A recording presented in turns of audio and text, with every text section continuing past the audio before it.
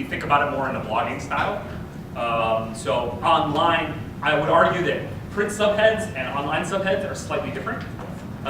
Because if you're writing something in a sort of more bloggy fashion, and I use that term kind of in a weird way, but like something that is conversational and scannable in a way that a print story is a little bit different. You want people to actually read the whole thing and kind of get like, you want to craft something where you're saying, all right, I'm demarcating different parts. It's more like chapters.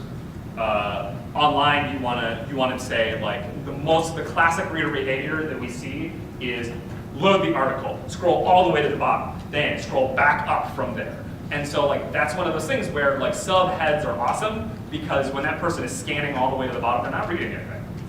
They're scanning the article to see what it is, and they're going back to the top to start the article because they've determined that it's worth their time.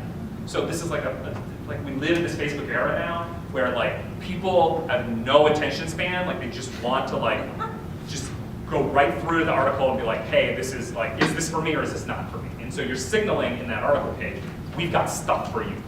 And those subheads can be really important in that style, but you have to see it, you have to, it's not for everything, but I think a lot of times that can be really helpful in guiding your thinking around structuring articles.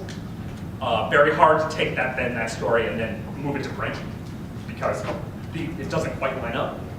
A lot of times it's a story with a lot of embeds in it.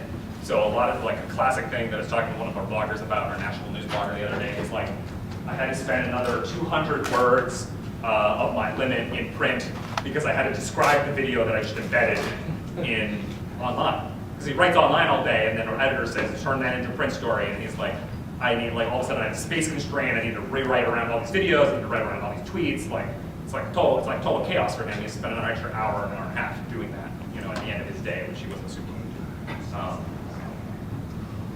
Yes.